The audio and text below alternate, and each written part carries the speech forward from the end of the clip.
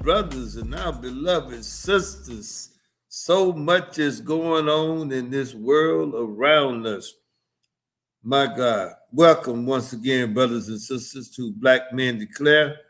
I'm the Godfather Mike Side in the virtual studio. With me this evening is Cyber Key and my brother, the Peacemaker.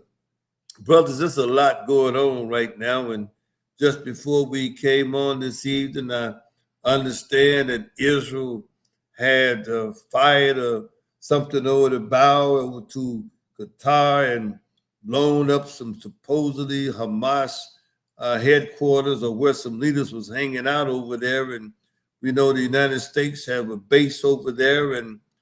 And my goodness, that's going to stir up some stuff. And I don't know what Netanyahu is doing it, but wow. But as we get started tonight, we welcome you once again. It's just so much is going on, so much chaos around this world. And once again, it's right in line with this bipolar narrative that we've been speaking of.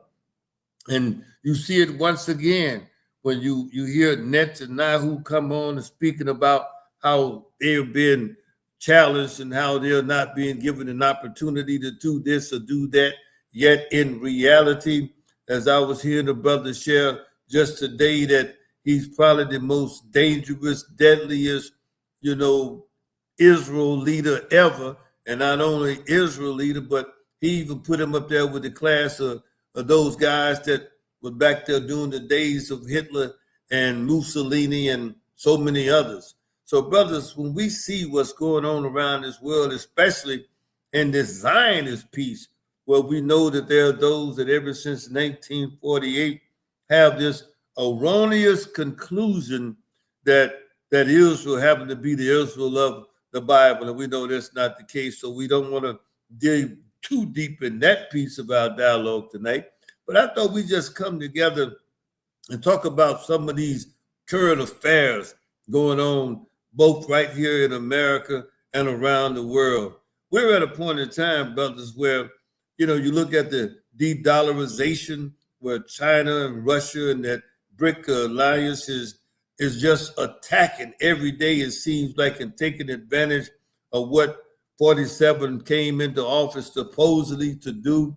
And the dollar and its glamour is losing every day, each passing day. And we have a leader every day coming on saying, oh, how prices are falling, this is falling, that is falling. We hear also that in reality, the jobs reports that we've been hearing, even though the last 12 months has been overstated. And so I just like to just have some conversations tonight, brothers.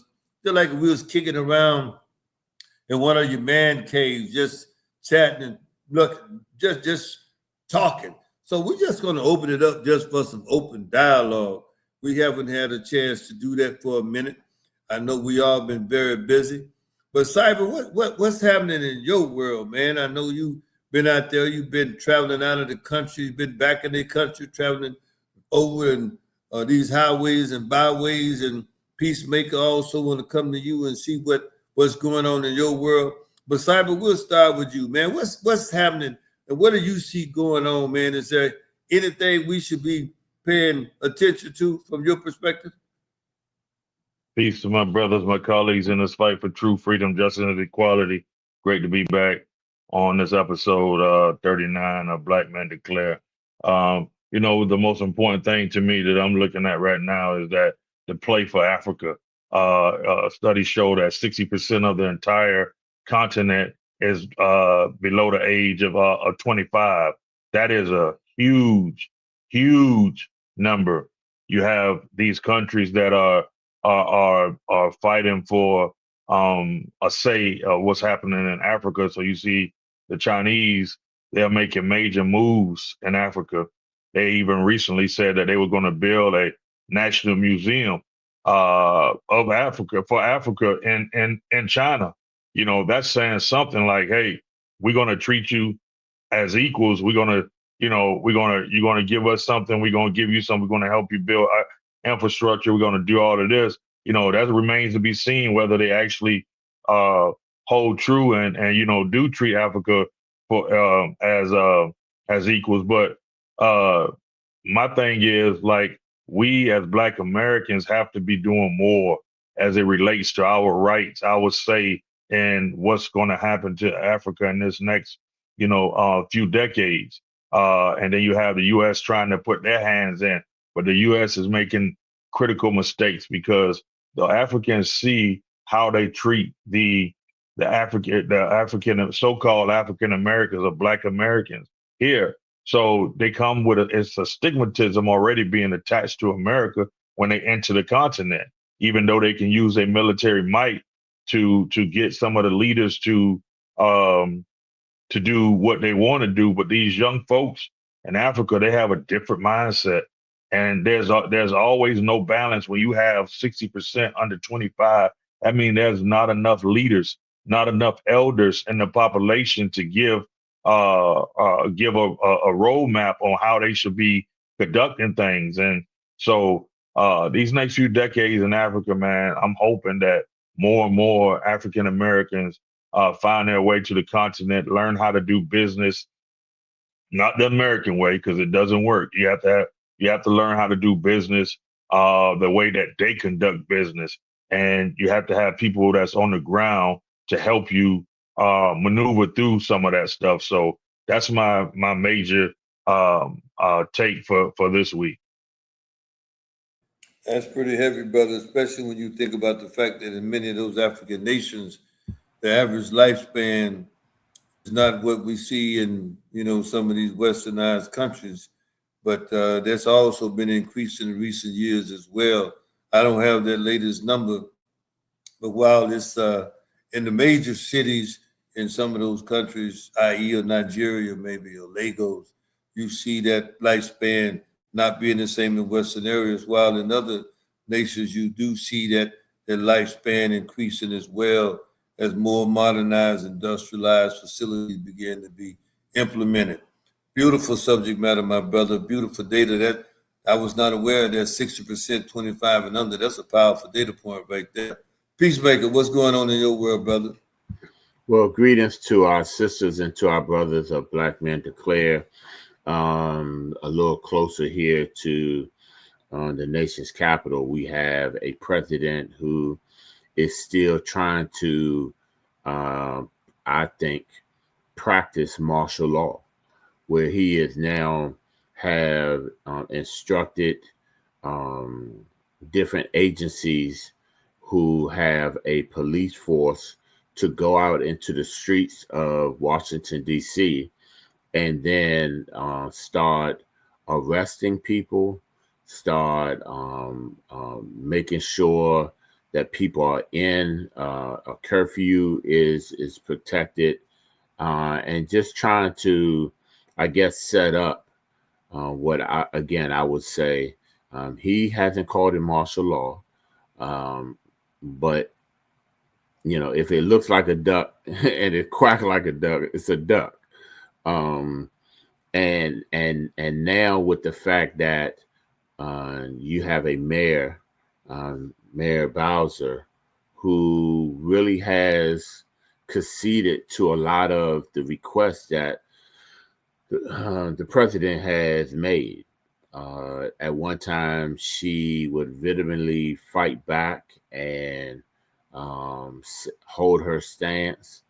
But it seems like her, along with the council, the council, DC Council, have given in to this president and allowed him to now kind of have these militant fashions go throughout DC. Now, the interesting part is they're not going into what we would call the hood. They're kind of staying in heavily populated areas where you have a lot of immigrants, but they're not going into heavily populated areas where you will have crime. And right up the road, less than an hour away, you have the city of Baltimore, where now you have a Governor Wes Moore, who constantly is saying he is the one who controls the National Guard, and only he has the authority to allow the National Guard to go out into the streets. And so the president has now focused some of his eyes towards him, to denounce him, to say that he's not credible, he is not presidential. And Governor Westmore had a great response and said, it seems like he's more interested in my future than the current presentation or the current status of the nation. So I see this as a precursor to him going to other urban areas. He's already mentioned that he wants to go to other cities, and which are heavily populated by African Americans, and try to do the same. The only thing is, he is only allowed by law for a 30-day to allow the National Guard and others to go into any city. If he wants to keep them there, beyond then, he has to go to Congress and get them to allow that to happen. So it's interesting to see what he's doing and how is he going to continue to extend this play of a precursor for martial law. That's a very astute observation, brother. I could not disagree. I mean, I couldn't agree with you more, because I would agree. It's practicing. If you want to practice something, you find first an isolated area and think about it. I mean, the mayor of DC really has no power. Let's be real. I don't want to be, ugly, but what power does she really have? And DC's not a state. And every time the Democrats come into power, everybody think, oh, they're going to now get some sovereignty. It never happens. They come up with some reason, some excuse. And the same thing holds true now. So in reality, she may be making those concessions because she's got some kind of deals going on, since 47 supposedly say he's a deal maker. Maybe she's getting something, some parks, some swimming pools, something in a deal that's going to make it better, because he also likes to be patted on the back about what a great philanthropist he is, and so on and so forth. So maybe something is going on that the public just does not know about. I'm hopeful that's the case, but really on a deeper level, I think you're right on the money. Because if you go and you look at doing something in a Chicago, or doing something in a Baltimore, you're not going to get into any war. Think about how crazy that would look. You send in the National Guards or the some military personnel. Who gonna fight? They gonna fight each other? That's not gonna happen. Most major cities have a shortage of police officers, so they're not gonna fight anybody. So unless you had alignment, see, it would make sense to me if he was going to go into one of these larger areas where there's a small percentage of African Americans, right? Or if he was going to go into these areas, like you say, where there's a preponderance of African Americans, where you doing down and you got half of the neighborhood deploying squatter rights and all of that kind of stuff.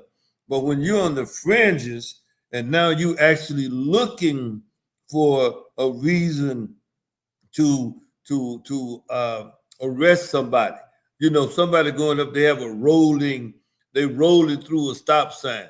Did that really cause any harm on society? I mean, and I remember, if I'm not mistaken, DC is even a recreational cannabis city.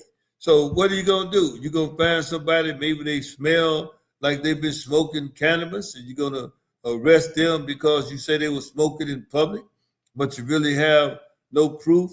It's almost like what I just heard about in the city of Atlanta, that now they're having the police officers, that there are cameras that are on their person.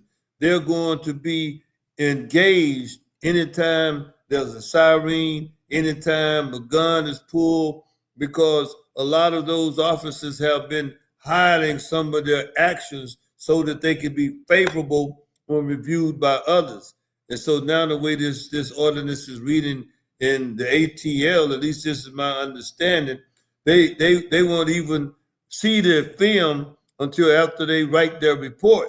And so that's one way they're trying to do something. And see, that's another piece. Do they have body cams? Or you can come back, maybe you know the answer to this, Cyber. I don't know. Do they have body cams on those National Guards? Uh, I mean, is that technology that they have been given as well? But then you can maybe answer that when you come back, Peacemaker. But I don't know the answer to that. But I would think that if you have these major areas where now they're putting in place those kind of safeguards, then I can see where there could be an improvement. But bottom line, I think you're right on it, that they're practicing how to implement, and they're getting the majority population, getting their minds ready. So 47 come back and say, I need to do this. Think about, you're using an act right now when you're thinking about deportation of people that goes all the way back to 17 something. Come on, national, what is it, alien, whatever, emergency act. Makes no sense. Cyber, what's the technology? I remember the brothers that was in Memphis, man, beating up that brother. I mean, and they forgot that they were on camera. And I know that, you have some expertise in this area. Do the general public, do they really have an understanding of how much surveillance is going on around them each and every day? To answer your questions succinctly, no, I don't think the average American have no idea of the surveillance that is happening. And to answer your question about the body cam, on late August, Congressional Delegate Eleanor Holmes um, introduced introduced a bill to require National Guard units and other members of the armed forces to go through a body camera program similar to the one used by the Metropolitan the Police Department. So I haven't seen if it was approved or not, but maybe our brother Peacemaker have something. But to answer your question, no.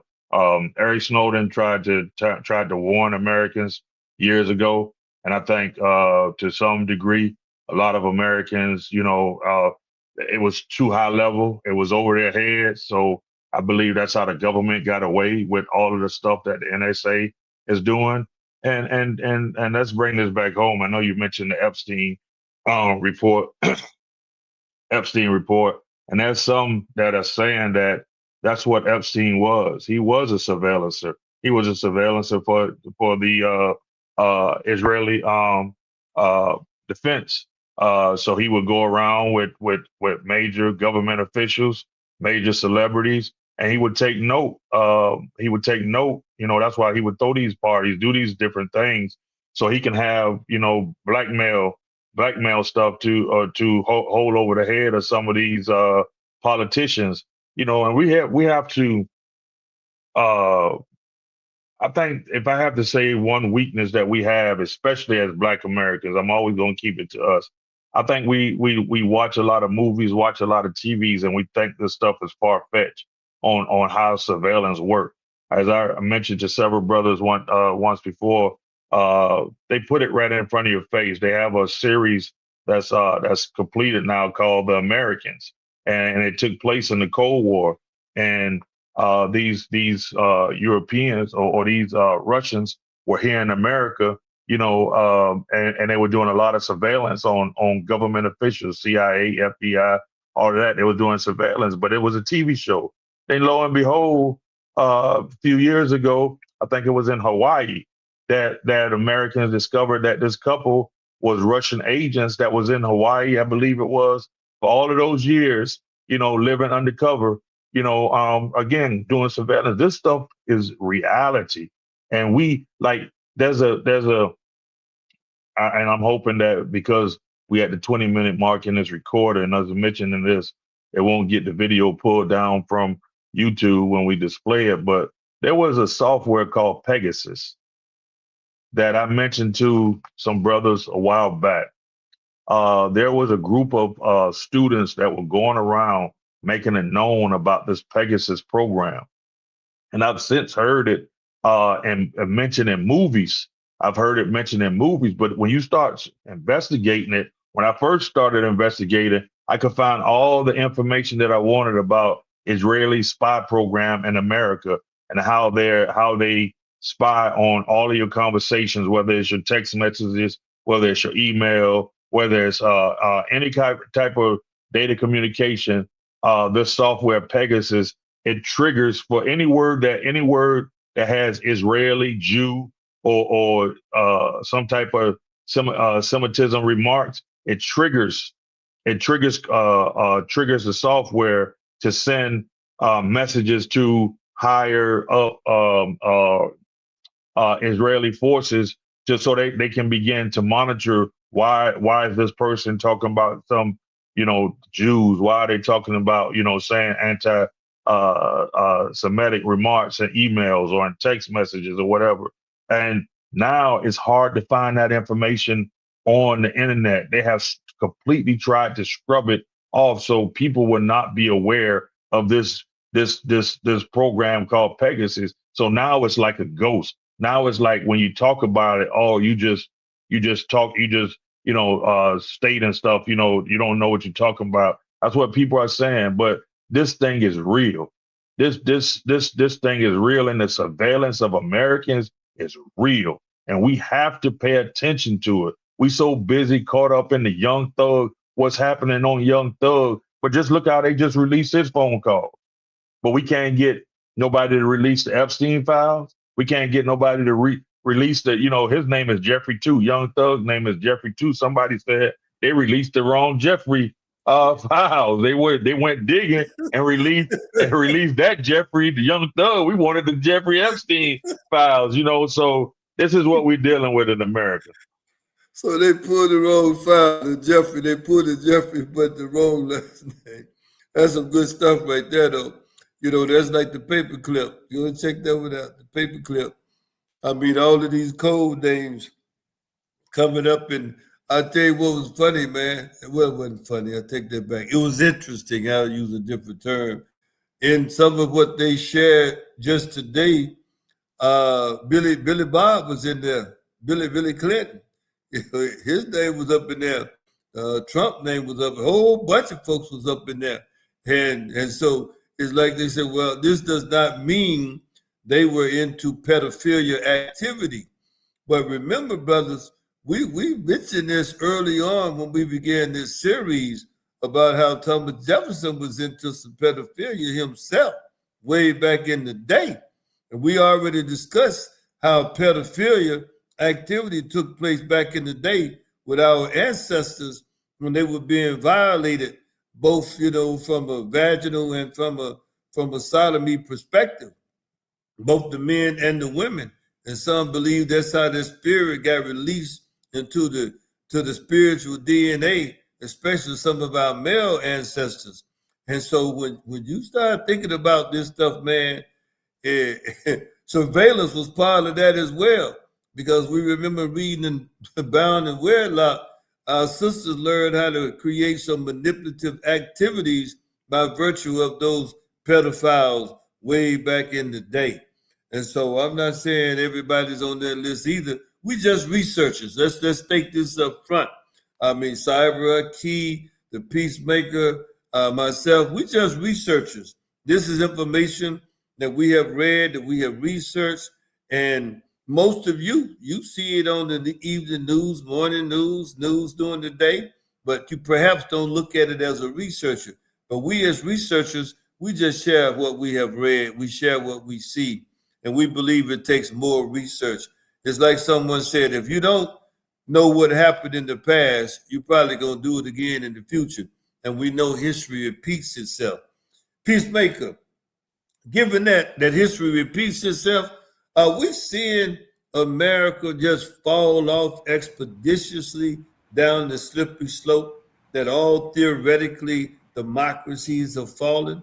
We're right at that 250-year mark from the theoretical democracy, which we know does not really exist in reality. But are we there, given all of the things that we see going on in the world today? Can this hegemon called the United States of America, what some people call this imperialist state, can it continue to operate as a bully around the world? Or has something changed, that something may be called the BRICS, that makes that impossible to carry forward in the future? What's your thoughts on it? Yeah, I think that we will not be able to carry on. The first thing I thought about was the BRICS, with Great Britain and you talk about these other countries who are now saying, okay, America, it's time out for you to be the big ruler. It's time out for you. Your dollar bill is not the strongest bill. We understand that, yes, you've had great influence and you've had a great reign, but now it's time for somebody else to take over. And we're no longer going to follow your rules, but you're going to follow our rules. So, and I think with all the other countries coming into an agreement with against America, I don't see how America can stand. When you think about other great rulers or other great empires, when the people came against the empire, that's when the empire fell. When other countries came and collaboratively formed a much better foe, a better opponent, usually that empire fell. So I think with America is the next empire to fall. Well, I think you're right on. I couldn't argue against that position, against that point, because when we look at the whole concept of hegemon and hegemonic activity, meaning this total dominance, and what's called the West by many is seen as day. And we know that it had a great run. It had a great run, and it came up out of all of the raping and pillage that took place starting way back in the 1400s, the late 1400s. Many may not connect it that way, but the so-called great discoveries of so-called Christopher Columbus really initiated that situation, because everywhere they allegedly landed or went, it was a new discovery. And based on that new discovery, it was claimed by some of those nations from the West, some of those nations who actually then were east of America, but that's how they're referred to today, as being from the West, because they're west of Eastern Europe and those nations that make up other mindsets and thought processes. When you think about BRICS, Brazil, Russia, India, China, South Africa, Saudi Arabia, and a host of other nations that now comprise that BRIC coalition. They now they surpass NATO in terms of total human population. They surpass NATO in terms of army and nuclear capabilities. I mean, Russia alone it has passed the United States in that regard. And so BRICS has become a formidable competitor. And so when you look at how Russia or how China, they're doing some of the same things that John Perkins talked about in the Confessions of an Economic Hitman, when he spoke about how he would go into these nations, and most of the time they were smaller nations, and he would go in and get those nations indebted to America. Now, again, we researchers, this is what Perkins said. If you have an issue with that, go and check him out. Then Bill Coleman, he came back and shared some of the same thing. Yeah, don't get upset with us. Go and check out what Bill Coleman said, that we would use and leverage the fact that the dollar was the global reserve currency since 1913. And this day has come. Already we hear that China and Russia and other nations, they're trading without buying up dollars and having to do buy and sell in dollars. Most people don't understand that when you have a global reserve currency, that when people perform these transactions and that they maybe never heard of the SWIFT, SWIFT, look it up to see what it means. That was the funding mechanism, the transactional mechanism, the porter that facilitated this global trade. But now they're making trades without using that particular system. And we hear 47 again saying things about what's going to happen to those nations, and they're going to be more tariffs leveled against those nations. Well, at the end of the day, I think Russia proved they could sustain those tariffs and make it work. And so now even our neighbor to the north, Canada, has proven the same thing, that we can make it work. It doesn't matter if you don't want to do business with us. It doesn't matter. You don't understand. You're just going to hurt yourself. Now you have the big automotive industries. They'll say you need to back off. The steel industry, to back off. And even the farmers saying you need to back off. So from a I don't know what you would even call it, cyber, from a technological perspective, in your research, why in the world would we yet still think, feel, or believe that we can hold on to this thought process that without the dollar, people don't have the capability to facilitate trade around this globe? My brother, I wanted to go back to something before I answer that question because I this subject is so near and dear to my heart when we're talking about surveillance. And I think in my former life, I really wanted to be a CIA or FBI agent, to be truthful, because I find it quite amusing and quite I guess it's a skill set. It's a skill set in itself. But Pegasus is a spyware developed by the Israeli cyber arms company NSO Group that is designed to be covertly and remotely installed on mobile phones running iOS and Android. While NOS Group markets Pegasus as a product for fighting crime and terrorism, governments around the world have routinely used the spyware to surveil journalists, lawyers, political dissidents, and human rights activists. The sale of Pegasus licenses to foreign governments must be approved by none other than Israeli Ministry of Defense. As of September 2023, Pegasus operators were able to remotely install the software on iOS versions through 16.6 using a zero-click exploit. Zero click.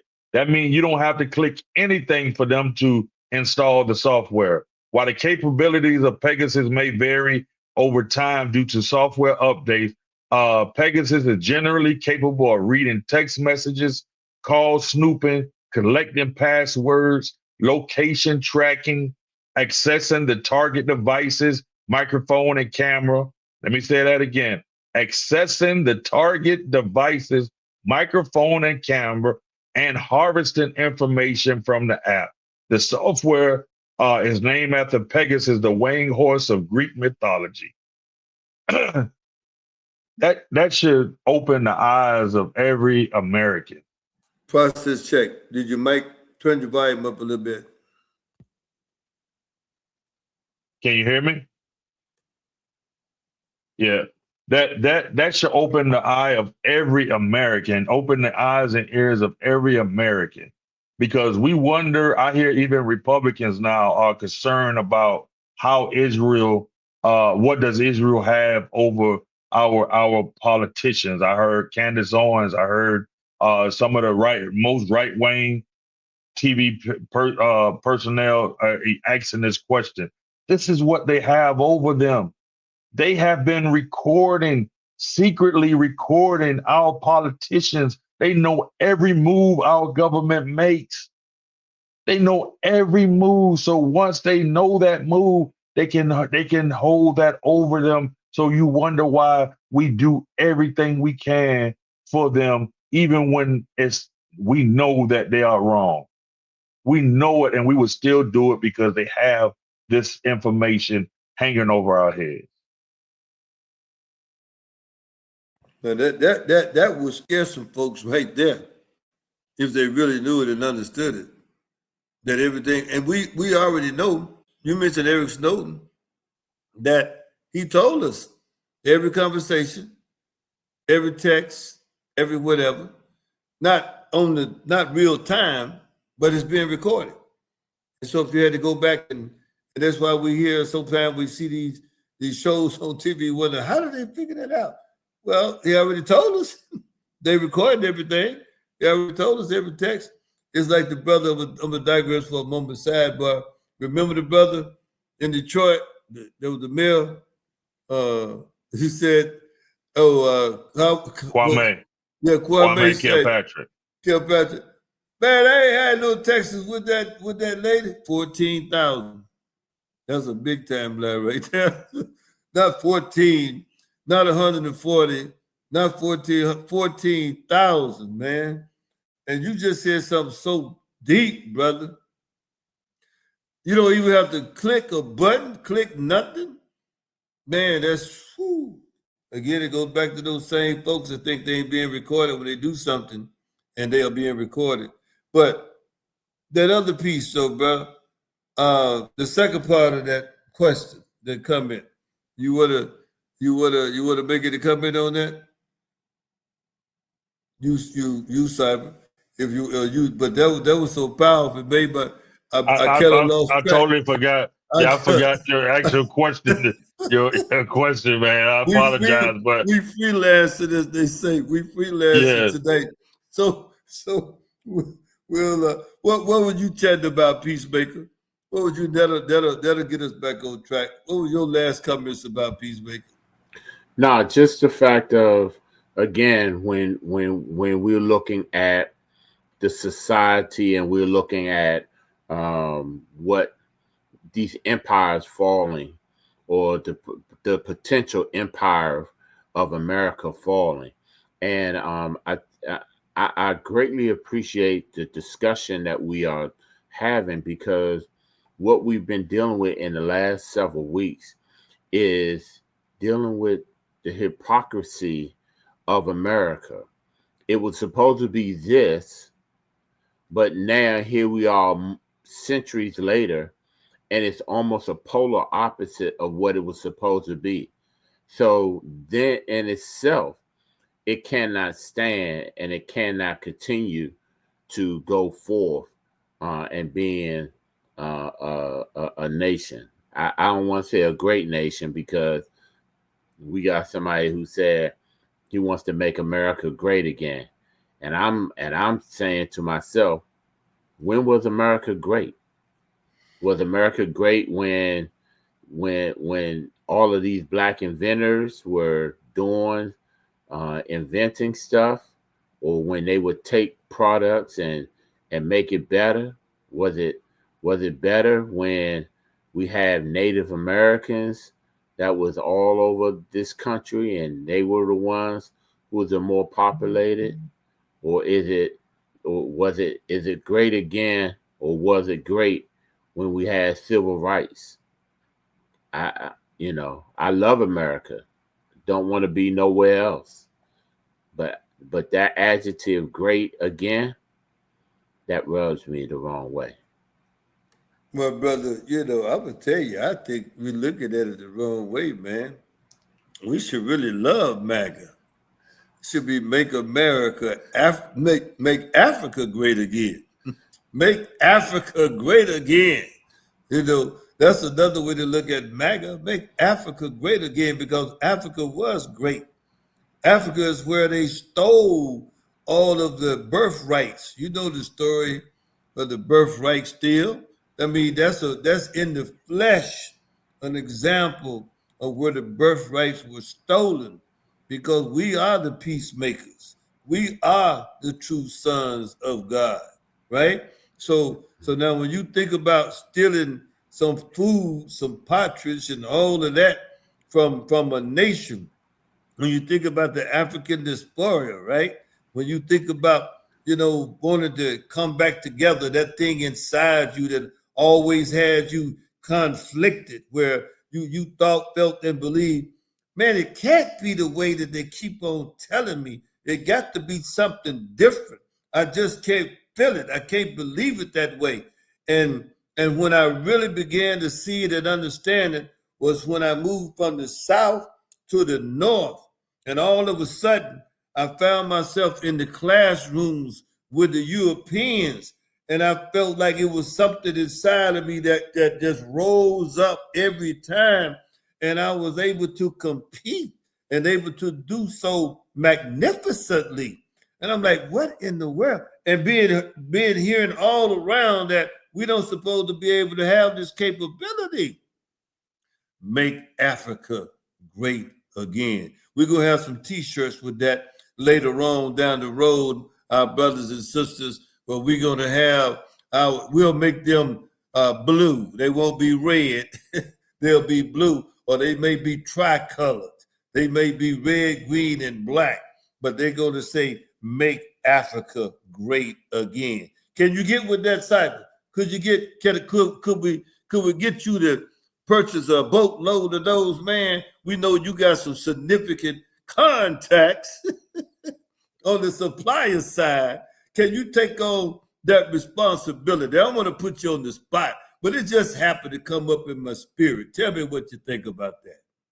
What I think is that they took our term woke and flipped it to what they wanted to flip it to. So why can't we take mega and flip it to what we want to flip it to? And in our community, we known for doing the flipping. So I think it'll work out great. Well, what else on your heart tonight, Cyber? Before we're gonna close down in another few minutes or so. But what do you think we as people? I was hearing a brother the other day saying, "Hey, to be an activist, you got to be acting on something. We can't just be sitting back." Now, we all are researchers here, and we're doing our best to make people aware.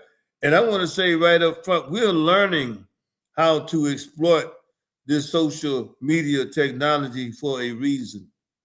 And as we learn to do so, we believe it's going to have tremendous impact on our people. And we're doing it also to close these so-called gaps. I don't believe we have gaps. I just believe we have failed to have the proper type of communication exchange.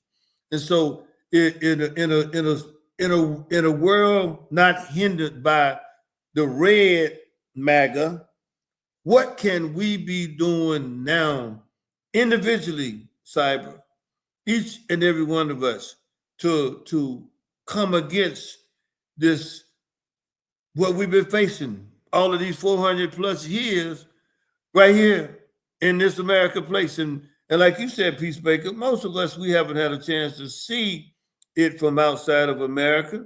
I'm glad I've been able to do so. I know Cyber has been able to do so, and many, many others. There's a world out there far greater than what we've been programmed to think, feel, and believe. And part of that is knowing and understanding that when you get into the hegemon philosophy of dominance, it's designed for you not to believe that you can find anything better. But there are some better opportunities. Why don't you just share philosophically, Cyber, and what you have seen yourself and what you think is possible, let's say over these next 20, 25 years, because America won't be the way it is today anyway. That's a loaded question. And yeah, I want to focus on us for a minute, black folks, because I think we have, in order for us to survive, black people in America, I'm talking about, because we are special people, because we haven't had that, the land like the black folks in Haiti, Jamaica, some of the islands, you know, um, we haven't had those opportunities to run our own civilization since we left the continent. And I believe in order for us to survive, we have to take our mind somewhere that we may not be comfortable doing, be comfortable because of our traditions in America and how we grew up, how we came up through through the civil rights, through out of slavery, through Jim Crow. Uh, um, we have to take our mind somewhere that is not going to be comfortable because in order for us to really free ourselves from the grips of that uh, these politicians have on us, this place have on us, and we have to start thinking differently. And if we're not able to pull ourselves up out of that, our way of thinking that we currently do, we're going to be and we're going to be in trouble. If the past 6, 7 months haven't showed you how fragile America is as it relates to the support of Black people in America, if these past 6 or 7 months haven't showed us anything, uh, it's a sad reality because these past months has been focusing on tearing down the remaining infrastructure of Black America and taking away any type of resources that was used to uplift us. Whether you're talking about whatever we gained, even though we wasn't the primary benefactors of DEI, whatever we gained from it, they took it away. The Voting Rights Act, they're gutting it. College education, how some of us got through the rank and file, they're taking that away. They say over 300,000 women, or 30,000, I believe. I'm sorry, 300,000 or 30,000 Black women lost their jobs because of the government cutback. Like they're really trying to squeeze Black America with whatever they can, squeeze Black America out of whatever they can. So we have to have a mindset of us first. We have to have a mindset of us first. And if we can't have that mindset, we're going to get sucked in and chewed up and spit out by this American machine. That's powerful, bro. Now, you know what it made me think of? Just the other day, 47 was speaking about Tim Scott. You know, the same Tim Scott that when asked about 47, so you must really hate Nikki Haley because she nominated you to become a senator, and yet you are endorsing me. And he said, "Oh, I love both of you." Well, in his cabinet meeting, he was supposedly trying to give some kudos to Tim Scott and said, "Oh, once again, big time lie. We did more for people with the opportunity zones, but Tim, he led that, and we did so much for them." And it reminded me of when we'd heard when 47, he was vying to be 45 then, had come to, I think he went to Atlanta, and he had some brothers that had benefited from some loans to come up and talk about how they were so appreciative. And at that time, I was trying to share with the brothers, and even most recently, that when you have been had on your mind to run for president for 36 years, you're going to do your best to build uh, uh, a record of doing something for people. So you're going to say, well, in 1980, I did this, in 1985, and 19. So you could have a track record where you would appear to be non-racial, where you would appear to be just an objective person, right? And you may even have a PR person to help you find out the right people to plant those seeds. And so that's what 47 did. And even most recently, when you hear these people that were pardoned and how they come out and say, oh, he's just such a this and this and he.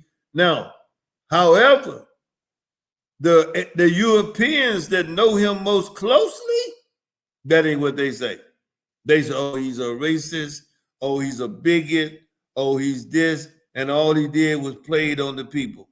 Now I'm more going to believe in his friends versus believe a four a pew. Forgive me for saying this, but it was a word that one of our illustrious ancestors, you could say, a handkerchief head Negro, all of a sudden want to say he's a great, liberator.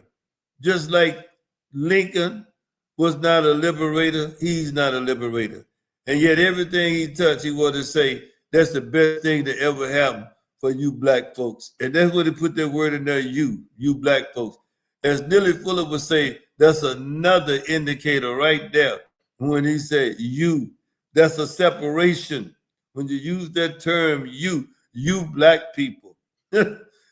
That's all you need to know. You got to just know the linguistics and how nomenclature and we'll close maybe on these thoughts. Think about this. The use of the word terrorist.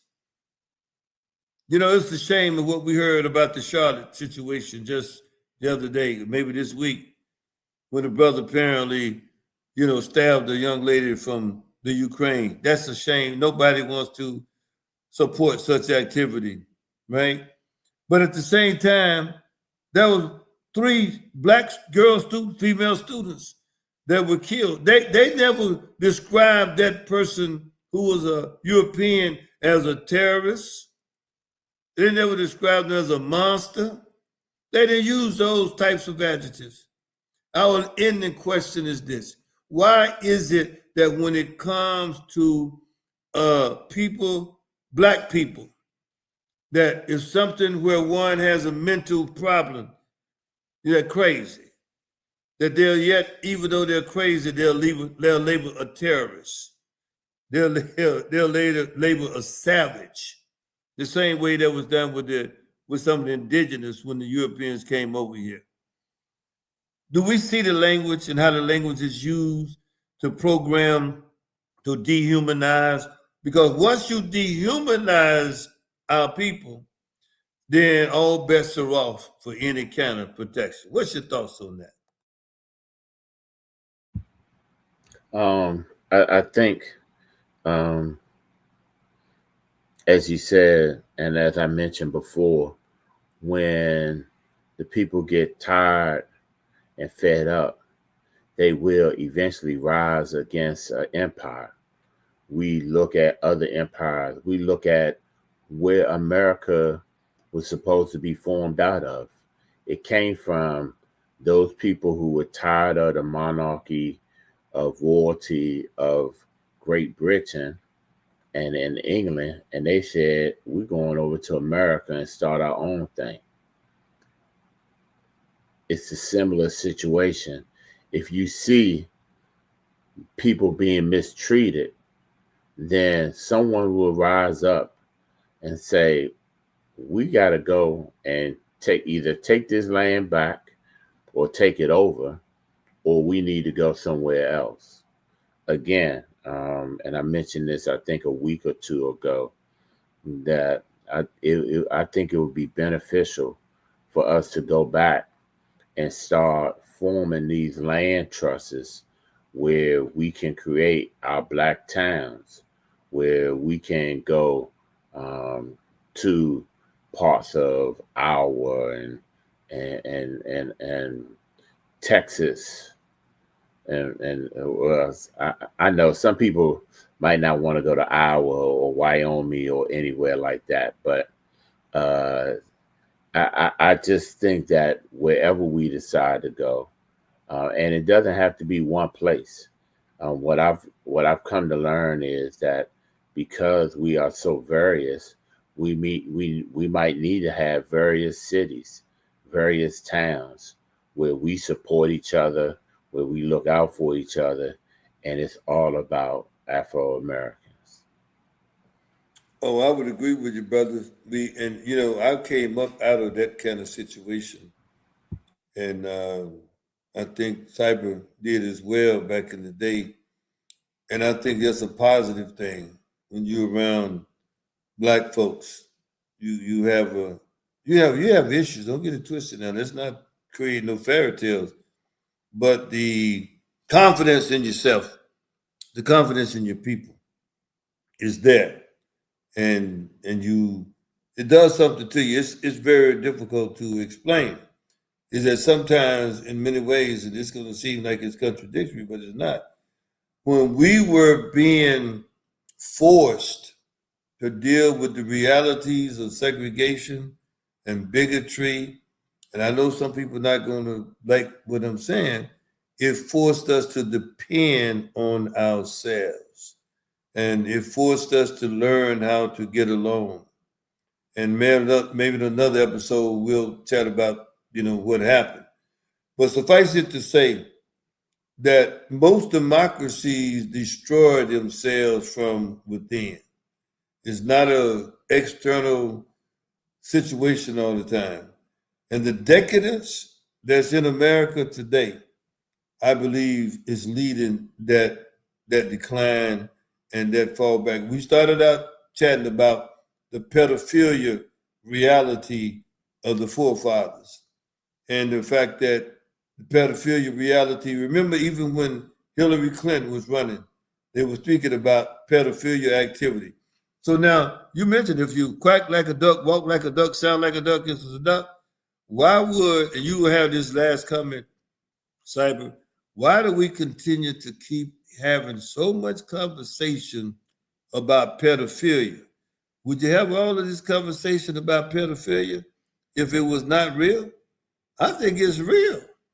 And I do believe that there are elitists, those people, just like it was back in the day, that have decadent, debaucherous, lasciviousness mindsets and they cannot get their jollies off unless they feel they are having something that's like a virgin. It's like one of these victims said last week when she turned 17, she was not invited over anymore. And when she asked why not, they told her you was too old. Come on, Cyber. What's your closing comments or whatever you want to chat about? Come on. Yeah, that subject there, man, I think is you have to thank this country and along with other countries as well, but it just became illegal for men to marry women, under the age, because we're talking about as recent as I can remember, like what I think the '60s, people were marrying, men that was in their 30s and 40s was marrying girls that were 15, 16 years old. So we can't act like this is something new. Like this has been happening. And I think that American society just hasn't caught up with the rule changes. So people are still living under that 1960s rule set, rule set, and because they enjoyed it. So I think that's all. That's what it is. I mean, that's just what it is, and we know, whether Catholics, if you're a Catholic priest or whatever, that those things been circulating in America for as long as I remember, coming up as a child hearing about priests messing with little boys and stuff like that. So I mean, man, we really think that like we really think some of this stuff is old, but when you sit back and look at the numbers, it's only been 40, 50, 60 years with some of this stuff. That's not a long time. That's not a long time. Well, we want you all to like that button, hit that like button down there, become a subscription member, subscriber, share this with someone else. We want to grow the channel to at least, 100,000 by the end of this year. That's doable.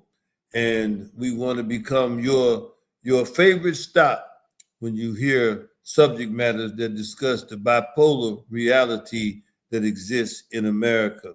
We've enjoyed chatting tonight in the freestyle. This is what we call freestyle. And we want to do that every now and then just to get a chance, just to do a little data dump, a little subject matter dump. And that's what we've done tonight. This is the Godfather Mike Side, again, joined by Cyber Archie and the Peacemaker. Saying until we come together again next time, go out, have those conversations, have your debate, get into discussion, but always do it in peace and love. God bless.